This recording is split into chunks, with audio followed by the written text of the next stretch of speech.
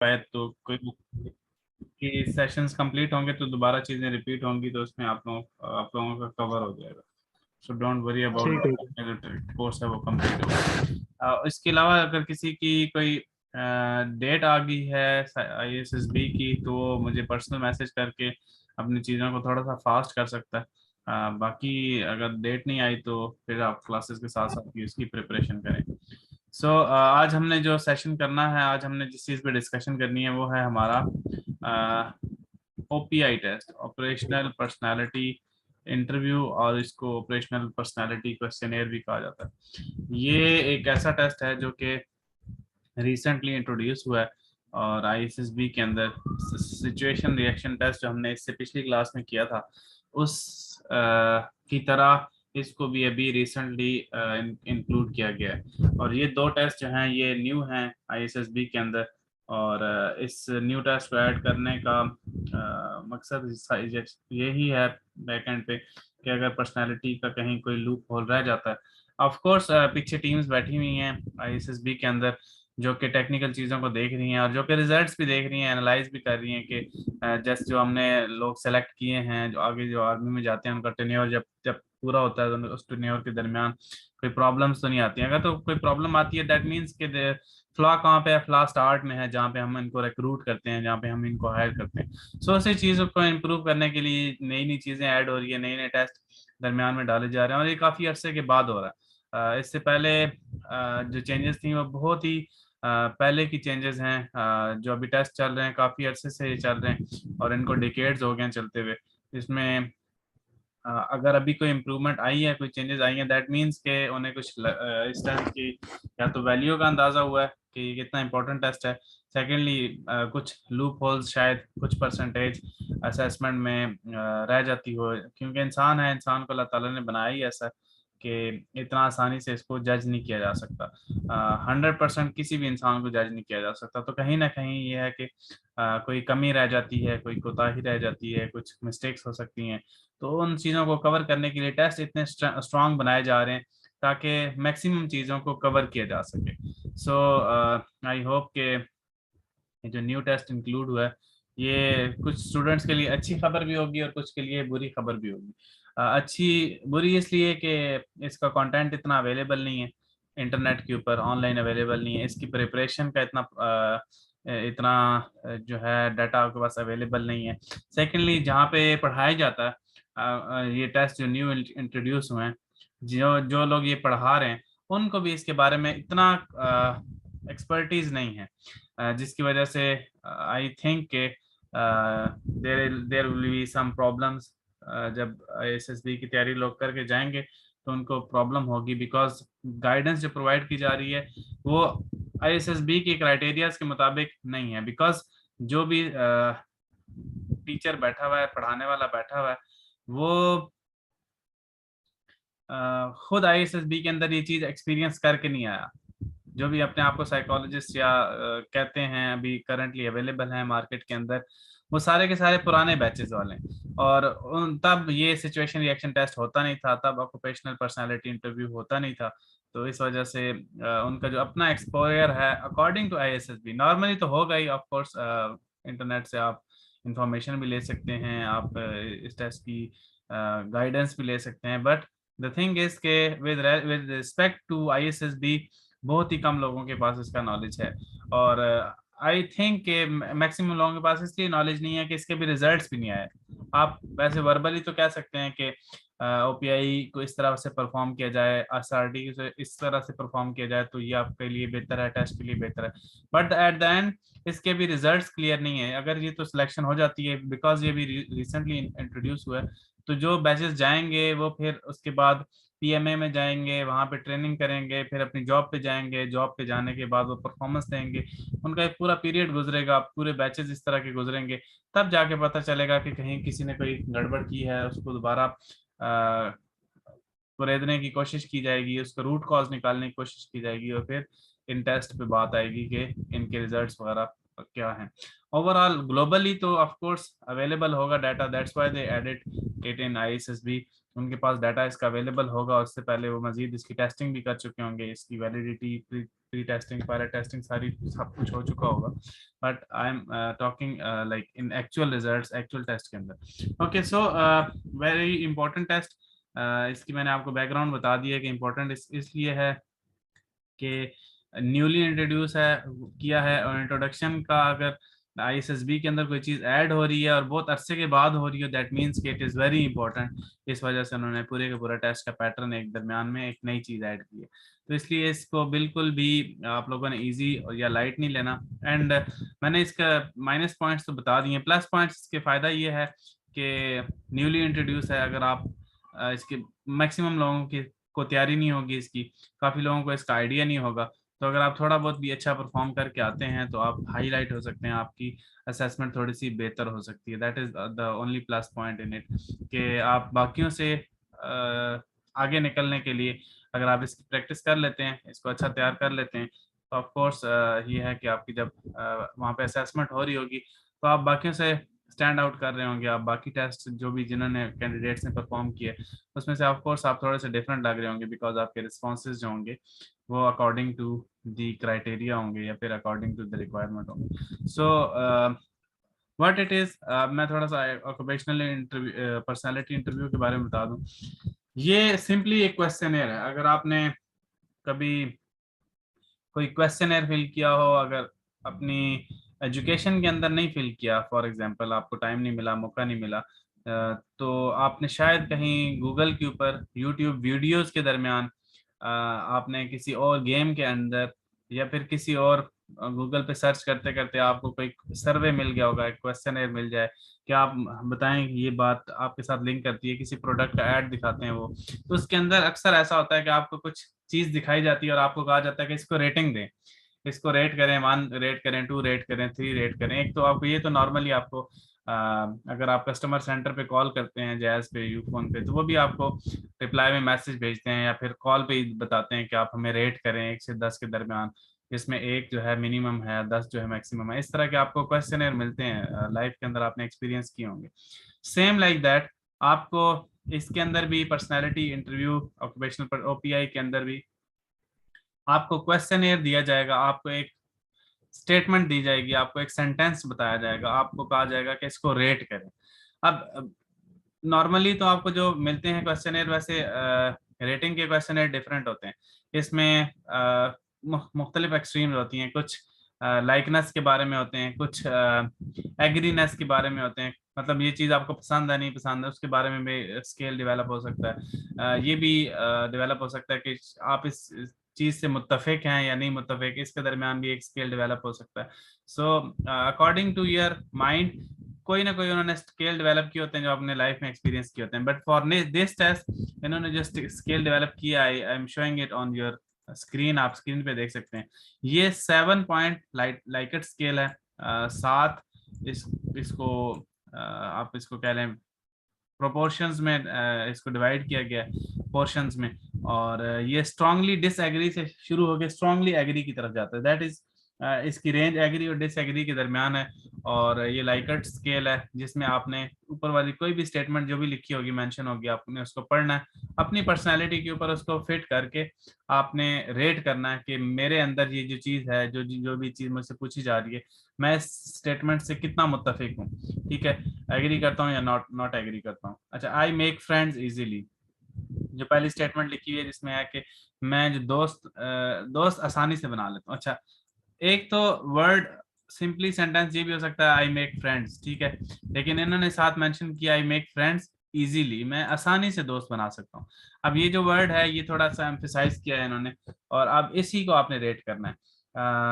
अगर आप जनरली पूछा जाए आई मेक फ्रेंड्स, तो सिंपल आंसर है, आप स्ट्रांगली एग्री करेंगे, हाँ जी मैं दोस्त बनाता हूँ, ठीक है, इसमें तो कोई दूसरी राय नहीं है। आप स्ट्रेट फॉरवर्ड एक्सट्रीम पे जाएंगे कि आई मेक फ्रेंड्स, मैं दोस्त बनाता हूँ या बना सकता हूँ, एग्री करेंगे, आप इससे स्ट्रांगली एग्री करेंगे। बट अगर इसके साथ वर्ड आ गया इजीली, दैट मीन्स कि क्वेश्चन थोड़ा सा उन्होंने डिफरेंट पूछा, उन्होंने कहा कि मैं आसानी से दोस्त बना लेता हूँ, ठीक है, तो ये एक थोड़ी सी डिफरेंट स्टेटमेंट है। इसी चीज पे आपने गौर करना है कि जो चीजें उन्होंने एम्फेसाइज की होंगी, ٹھیک ہے, جس چیزوں پہ انہوں نے فوکس کیا ہوگا, ورڈ اپنے سینٹینس کو نارمل سے تھوڑا سا ہٹ کے انہوں نے پریزنٹ کیا ہوگا. آئی میک فرینڈس تو شاید کوئی انٹرنسک پرسنالٹی رکھنے والا, کوئی بالکل ہی جو سوشلی بالکل انگیج نہ ہو, ایک روم میں بھی بیٹھا رہتا ہو, اس سے بھی پوچھا جائے کہ آئی میک فرینڈ, وہ بھی کہے گا میں دوست بنا سکتا ہوں. ٹھیک ہے, وہ اپنے شاید کوئی اسپیسیفک قسم کے جس کی پرسنالٹی انٹرسٹ اس کے ساتھ میچ ہوتے ہوں گے, وہ ان کو دوست بنا سکتا ہے. But the word that is written easily it changes the whole statement. اور یہی یہاں پہ آپ سے پوچھا جائے گا کہ آپ آسانی سے دوست بنا سکتے ہیں, نہیں. اب یہ ایک جو چیز ہے وہ تھوڑی سی ڈیفیکلٹ ہے, بیکاز کچھ پرسنالٹیز ایسی ہوتی ہیں کہ وہ گھلتے ملتے ان کو ٹائم لگتا ہے, یا پھر وہ اتنی جلدی کسی کے ساتھ انگیج نہیں ہوتے, شائع رہتے ہیں, تھوڑا سا سائڈ پہ رہتے ہیں. اگر ان سے کوئی زبردستی بات کرتا ہے تب وہ بات سٹارٹ کرتے ہیں, اور اگر ان کو دوست بنانا بھی پڑے تو وہ کافی ہچکچاتے ہیں. کوئی زبردستی کوئی دوست بن گیا, ایک ساتھ بیٹھ گیا, اس نے زبردستی گپ شپ شروع کی تو اس نے دوست بنتے ہیں اس طرح. تو اگر آپ کی پرسنالٹی میں یہ خوبیاں ہیں, I make my friends easily, آسانی سے بنا سکتے ہیں, تو اس کے اوپر آپ نے ریٹ کرنا ہے. اچھا, اب اس کی جو ریٹنگ ہے یہ بڑی امپورٹنٹ ہے. جب انہوں نے ورڈ یوز کیا آئی میک فرینڈز ایزیلی, تو اس سے آپ کی کون سی پرسنالٹی چیک ہو رہی ہے؟ دے آر چیکنگ کہ آپ کتنے سوشل ہیں. ٹھیک ہے, if you can make your friend easily, تو آپ سوشل ہیں, اچھے خاصے سوشل ہیں آپ, کوئی پرابلم نہیں ہوتی. آپ نیو انوائرمنٹ میں جاتے ہیں تو وہاں پہ بھی آپ ایزیلی اپنے آپ کو ایڈجسٹ کر لیتے ہیں, بیکاز آپ لوگوں کے ساتھ گھل مل لیتے ہیں, ان سے گپ شپ لگاتے ہیں, ان سے انفارمیشن لے کے, ان کے ساتھ انٹرسٹ ڈیولپ کر کے اپنا ٹائم وہاں پہ اچھا گزار کے آتے ہیں. اس کے علاوہ آپ بور بھی نہیں ہوتے, اور اگلے بندے کے ساتھ بھی آپ اچھا برتاؤ کرتے ہیں.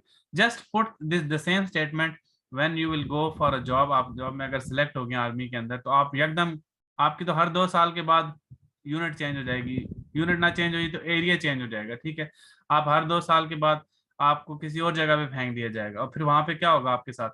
اب آپ اگر آپ کے فرینڈز نہیں بن سکتے ایزیلی, تو پھر آپ تو 1 سال تو شاید اسی طرح گزار دیں, منہ بنائے ایک کمرے میں بیٹھے ہوئے, اور پھر اگلے سال آپ کے کوئی اکا دکا دوست بنے گا, وہ بھی آپ کونے کونے میں رہیں گے, کسی سے نہ گپ لگائیں گے, نہ کسی سے بات کریں گے, نہ کوئی سوشل ہوں گے, نہ کوئی انٹریکشن ہوگا.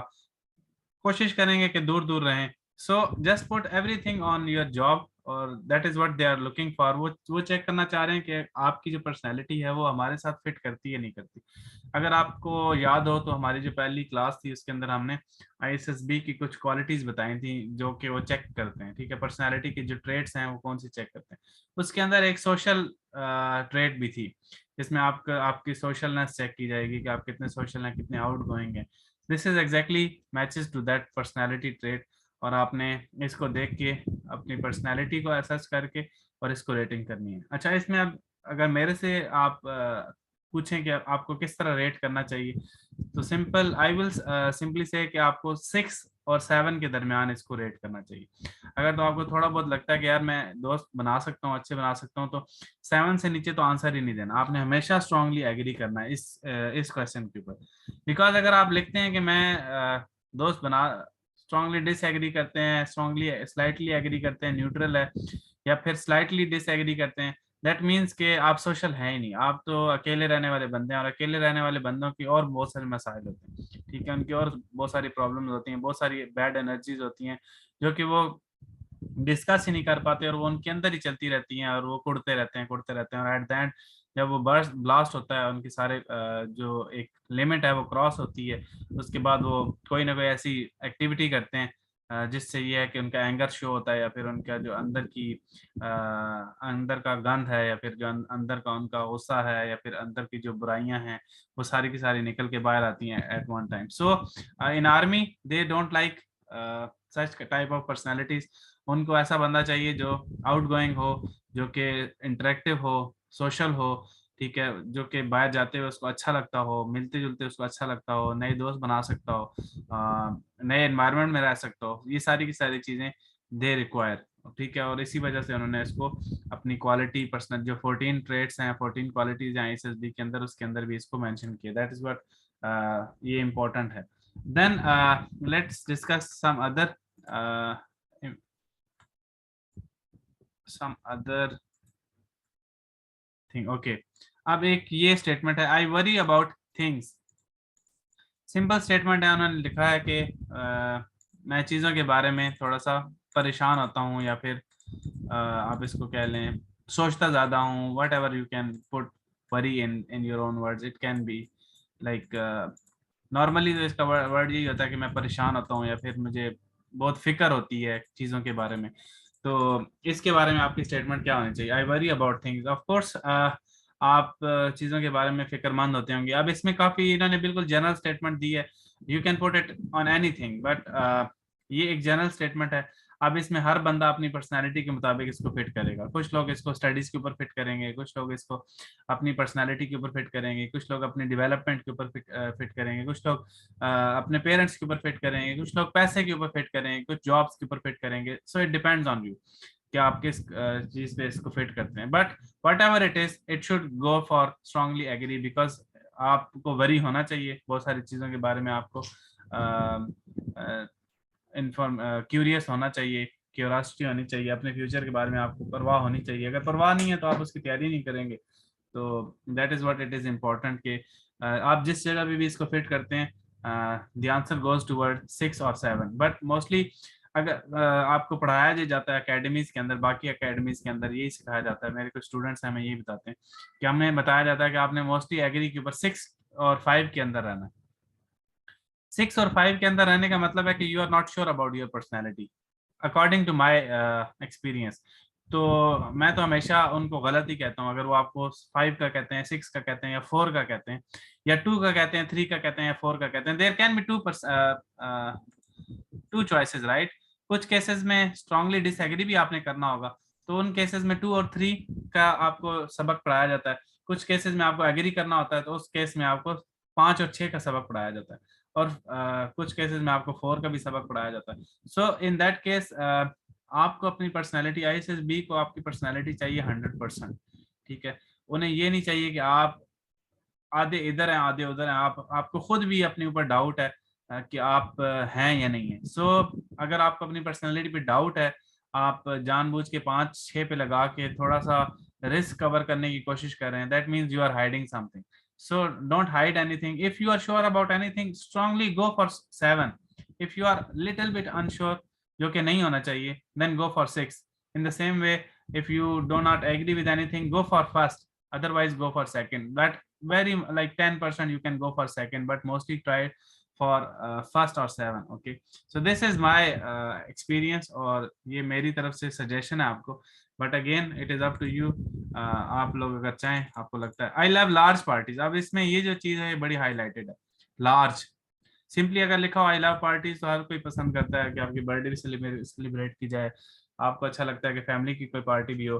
تو اب اٹ ڈیپینڈز آن یو. اب کچھ لوگوں کو تو پارٹیز اچھی نہیں لگتی, بٹ ان سم کیسز آپ جن لوگوں کو پارٹیز اچھی نہیں بھی لگتی, ان سم کیسز ان کو اچھی بھی لگتی ہیں. فار ایگزامپل ایک بندہ ہے, وہ اس کو پارٹیز اچھی نہیں لگتی شاید, لیکن اس کی فیملی کے اندر کوئی چھوٹا موٹا ایونٹ ہو تو اس کو پسند ہو. شاید وہ کوئی گیم وغیرہ کھیلتا ہو الون, اور اس کو اس طرح کی پارٹیز اچھی لگتی ہوں کہ جس میں گیمنگ کی ڈسکشن ہو. تو it depends on every personality کہ وہ اس کے انٹرسٹ کیا ہیں. اس انٹرسٹ کے مطابق اس کو کوئی نہ کوئی پارٹی ضرور اچھی لگتی ہے, کوئی نہ کوئی event, small type of gathering اچھی لگتی ہے اس کو. اب یہاں پہ جو ورڈ ہے, ان سب سے ہٹ کے انہوں نے درمیان میں لارج کا ورڈ ڈالا. اب یہ لارج کا ورڈ باقیوں سے چیزوں کو بہت ڈفرینٹ کر دے گا. آئی لو پارٹیز, اس میں ہر بندہ کہہ سکتا ہے کہ جی میں پارٹیز مجھے اچھی لگتی, بٹ جب کہا جائے کہ لارج پارٹیز, گیدرنگ, بڑی گیدرنگ, جس طرح شادی ہو گئی, ٹھیک ہے, جس طرح کوئی اور بہت بڑا کوئی ایونٹ ہو گیا, کوئی جلسہ ہو گیا, کوئی کرکٹ میچ ہو گیا, کوئی گراؤنڈ میں کہیں سیرمنی ہوگی, اس طرح کی چیزیں, یہ ساری کی ساری چیزیں اب آپ کو اچھی لگتی ہیں نہیں لگتی. اب it is actually relevant to this first one, I make friends easily. اگر تو آپ اچھے دوست بنا سکتے ہیں تو آف کورس آپ کو پارٹیز بھی اچھی لگتی ہیں, آپ کو ہلا گلا بھی اچھا لگتا ہے, آپ کو باہر جانا بھی اچھا لگتا ہے, آپ کو گھومنا پھرنا بھی اچھا لگتا ہے. So it is related to your social personality. تو اگر تو آپ کو لارج پارٹیز کے ساتھ اگر آپ کو یہ چیز اسٹرانگلی ایگری کرتے ہیں تو this should also go for strongly agree. So that is what how the test are link. Hare question کسی نہ کسی چیز کے ساتھ لنک ہے. تو اگر آپ ایک جگہ پہ کہیں پہ ڈنڈی مار جاتے ہیں تو آپ کہیں نہ کہیں اور پکڑے جائیں گے. اب اگر آپ یہاں پہ بتاتے ہیں کہ مجھے پارٹیز اچھی نہیں لگتی, یا پھر اس میں تھوڑا سا ڈاما ڈول ہوتے ہیں, تو الٹیمیٹلی سائیکولوجسٹ پیچھے جا کے دوبارہ اس کو چیک کرے گا کہ اس نے پیچھے اس کا آنسر کیا کیا تھا. These things are in word association test I already shared کہ ان کے پاس گروپ آف ورڈز ہوتے ہیں, گروپ آف سینٹینسز ہوتے ہیں, انہیں پتہ ہوتا ہے کہ پہلا سینٹینس چھٹے سے لنک کر رہا ہے, پہلا چھٹا نواں 12واں 13واں, میں جسٹ مثال دے رہا ہوں, پہلا چھٹا 7واں 9واں 12واں 18واں 20واں 25واں, یہ جو 6-7 ورڈز ہیں یا 6-7 سینٹینسز ہیں, یہ فلانے گروپ کے ساتھ لنک ہے. فار ایگزامپل یہ سوشل پرسنالٹی کے ساتھ لنک کرتے ہیں. اسی طرح جو باقی ٹریٹس ہیں, فار ایگزامپل 5 15 25 35 60, اس طرح کی 6-7 جو ورڈز ہیں یہ بریورینس یا بولڈنس کے ساتھ لنک ہے. تو اگر آپ کہیں ایک جگہ پہ ڈنڈی مار جاتے ہیں تو وہ دوبارہ جو باقی انہوں نے ورڈز اسپریڈ کیے ہوتے ہیں ڈیورنگ دا ٹیسٹ یا سینٹینسز ڈیورنگ ٹیسٹ انہوں نے بکھیرے ہوتے ہیں ڈفرینٹ جگہوں پہ, وہ وہاں پہ جا کے چیک کرتے ہیں کہ اس نے یہاں پہ یہ آنسر کیا تو وہاں پہ اس نے کیا آنسر کیا. تو الٹیمیٹلی آپ کی ایکچوئل جو پرسنالٹی ہے کہیں نہ کہیں ایکسپوز ہو جاتی ہے, انہیں پتہ چل جاتا ہے کہ فلانی جگہ پہ تو یہ اپنے آپ کو بنانے کی کوشش کر رہا تھا, جب اس سے یہاں پہ آ کے ڈفرینٹ طریقے سے سیم بات پوچھی گئی تو اس نے اپنے آپ کو ایکسپوز کر دیا, اس نے اپنے جو آنسر ہے اس کو چینج کر دیا. سو دس is how psychologist do assessment. اس لیے کوشش کریں کہ آپ کی پرسنالٹی جو بھی ہے اس پہ اسی پہ قائم رہیں, وہی رسپانسز دیں. اور ویری امپورٹنٹلی اگر آپ کو لگتا ہے کہ آپ کی پرسنالٹی میں تھوڑے بہت مسئلے مسائل ہیں تو آپ کے پاس ابھی ٹائم ہے. میں ہمیشہ آپ کو کہتا ہوں آپ اپنی پریکٹس کریں. جب آپ پریکٹس کریں گے, آپ اس طرح کے انوائرمنٹ میں رہیں گے, پریکٹس کریں گے, ڈیلی ایک چیز لکھی جا رہی ہے, ڈیلی اس کی اسیسمنٹ ہو رہی ہے, تو چیزیں کافی امپروو ہو جائیں گی. اب آپ اگر جو پرانے اسٹوڈنٹس ہیں انہوں نے دیکھا ہوگا کہ جو آپ نے پہلی دفعہ ٹیسٹ کیا تھا, اب جو آپ ٹیسٹ کرتے ہیں اس میں زمین و آسمان کا فرق ہے. وہ فرق کس لیے؟ سمپل یہی ہے کہ آپ بار بار پریکٹس کر رہے ہیں اور بار بار چیزیں نظر سے گزر رہی ہیں, آپ کو پتہ چلتا جا رہا ہے آپ کی یہ مسٹیکس ہیں, نیکسٹ ٹائم وہ نہیں کرنی. سو دس از ہاؤ اٹ ورکس. آپ نے یہی کام کرنا ہے, آپ نے پریکٹس کرنی ہے تاکہ جو اگر آپ کی ہر پرسنالٹی میں کوئی نہ کوئی فلاز ضرور ہوتے ہیں, کوئی نہ کوئی تو نہیں بہت سارے ہوتے ہیں, تو ان کو ڈیکریز کیا جا سکتا ہے, مائنر کیا جا سکتا ہے تھرو پریکٹس.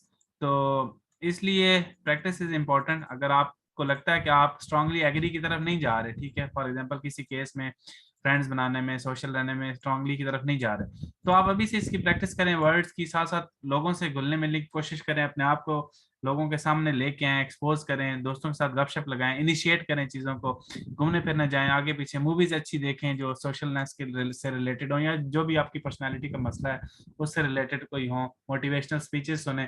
تو اس طرح یہ ہے کہ آپ فار دا ٹائم بینگ 3-4 مہینوں کے لیے آپ کی پرسنالٹی تھوڑی سی مولڈ ہو جائے گی, تھوڑی سی چینج ہو جائے گی. آپ نے دیکھا ہوگا اگر آپ کوئی اچھی بک پڑھتے ہیں, کوئی سبق آموز بک پڑھتے ہیں یا کوئی ڈرامہ دیکھتے ہیں, تو 1-2 دن تو آپ اسی کے نشے میں گھومتے رہتے ہیں, ٹھیک ہے. آپ کو لگتا ہے کہ یار میں نے یہ جو چیز سیکھی ہے نا کتاب سے, میں کوشش کروں گا اس کو اپنی لائف میں اڈاپٹ کروں گا. آپ کوشش کرتے ہیں کہ ویسا ایکٹ بھی کرتے ہیں.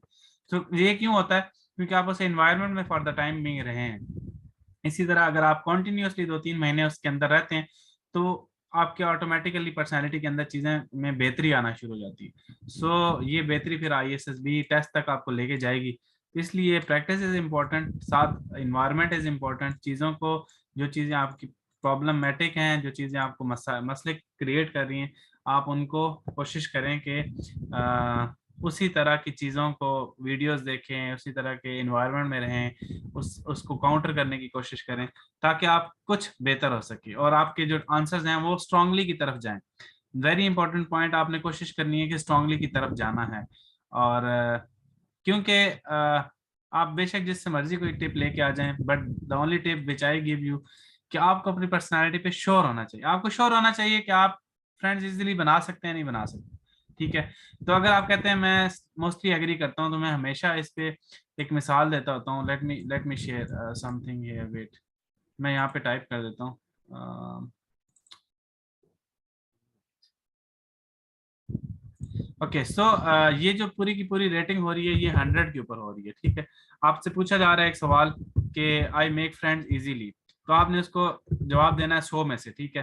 تو 100 میں سے انہوں نے ڈیوائڈ کیا ہے, 100 کو 7 حصوں میں انہوں نے تقسیم کیا, کیونکہ 7 پارٹس ہیں اس کے, اسٹرانگلی ایگری سے لے کے اسٹرانگلی ڈس ایگری کے اوپر.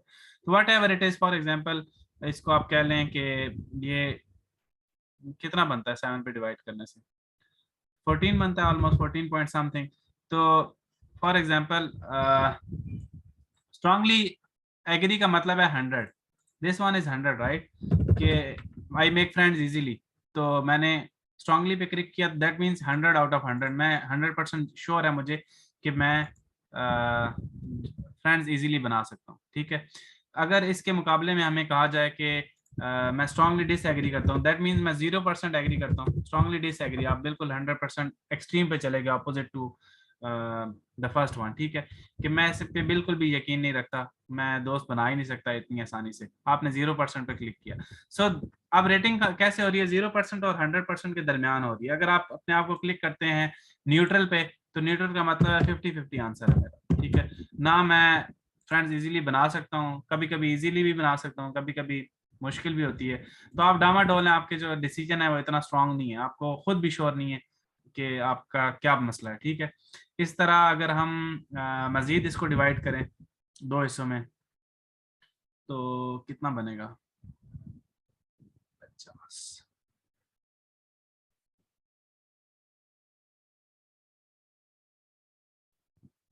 कितना बनेगा? Let me count.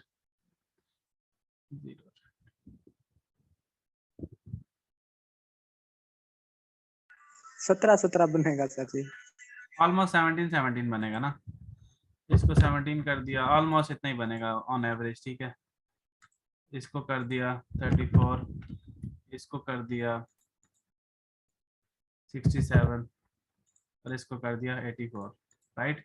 तो अब आपसे पूछा जाए मेक फ्रेंड्स इजीली, अगर आपने मोस्टली एग्री पे क्लिक किया, फॉर एग्जांपल 6th वन पे क्लिक किया, दैट मींस के 16% अभी भी आप अपनी पर्सनैलिटी पे श्योर नहीं।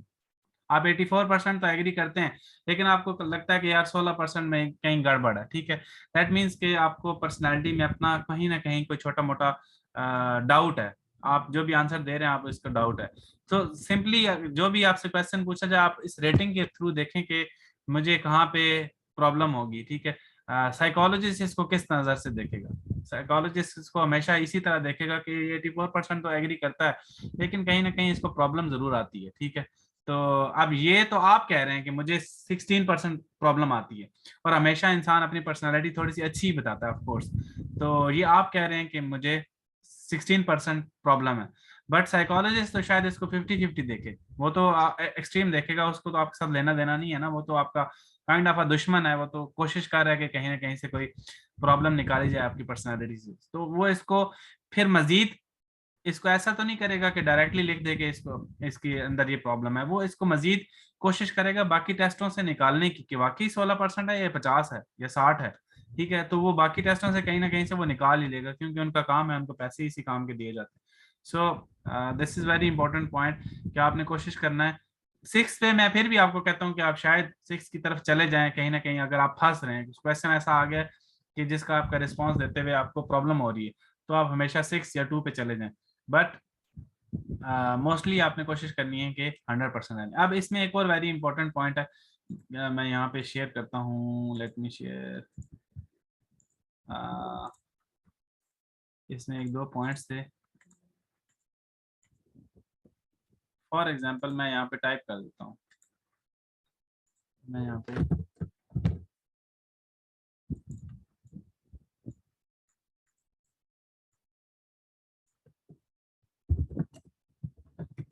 अब इस तरह का कोई जुमला आ गया, आई लाई समटाइम्स, ठीक है। अब ये जुमला आ गया, या फिर आई लाई का जुमला आ गया। अब इस पे आप लोग क्या करेंगे? इससे आपको चीजें शायद और भी क्लियर हो जाए, ठीक है। क्योंकि ये जो ऐसी चीजें हैं जिसमें लाय आता है, जिसमें चीट आता है, जो कि ऐसी चीजें हैं जो कि कभी भी सोसाइटी के अंदर या ऑर्गेनाइजेशन के अंदर हमेशा एक्सेप्ट नहीं की जाती। आप अगर ऑर्गेनाइजेशन में झूठ बोलेंगे तो कोई भी एक्सेप्ट नहीं करेगा। आप अगर ऑर्गेनाइजेशन में चीटिंग करेंगे, धोखा देंगे, तो ऑफ कोर्स उसको कोई भी एक्सेप्ट नहीं करेगा। अब आई लाई समटाइम्स जुमला तो ऐसा लग रहा है कि अब मैं कभी कभी झूठ बोल लेता हूँ, तो ऑफ कोर्स हम सब कभी ना कभी झूठ बोल लेते हैं, ठीक है। तो इसमें आप क्या करेंगे? या फॉर एग्जांपल इसको मैं यूं करता हूँ, आई लाई,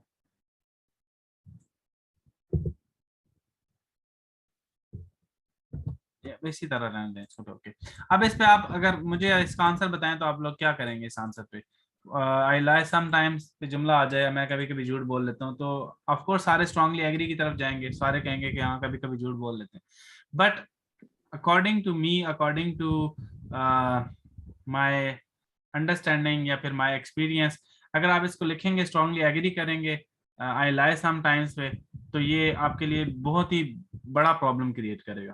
دا ریزن از اگر آپ کبھی کبھی جھوٹ بول لیتے ہیں تو آپ شاید کہیں جنگ میں بھی جا کے جھوٹ بول لیں, آپ کو کہیں بھیجا جائے دشمن کے پاس کوئی انفارمیشن لینے کے لیے, آپ وہاں سے انفارمیشن لے کے آپ آگے جھوٹ بول دیں, تو سم ٹائمز میں تو کچھ بھی آ سکتا ہے نا کہ آپ کو کوئی پرابلم آ گئی ہے اور آپ نے جھوٹ بول دیا, تو اس سے کیا ہو سکتا ہے, ہماری فورسز کو کتنا بڑا نقصان ہو سکتا ہے. کہ آپ نے خود ہی بتایا کہ میں کبھی کبھی جھوٹ بول دیتا ہوں. سو ان دس کیس ہمیشہ آپ نے اسٹرانگلی ڈس ایگری کی طرف جانا ہے, ہمیشہ کچھ بھی ہو جائے ٹھیک ہے. آپ سم ٹائمز سارے جھوٹ بولتے ہوں گے, بٹ آپ نے لکھ کے نہیں دے کے آنا ہاں میں سم ٹائم جھوٹ بولتا ہوں. اگر آپ لکھ کے دے کے آگے آف کورس وہ چیک کریں گے اور پرابلم کریٹ ہوگا. دیکھیں اگر سم ٹائمز کا مطلب تو یہ ہے کہ آپ کبھی کبھی جھوٹ بولتے ہیں, وہ کبھی کبھی بھی آ سکتا ہے نا, وہ تو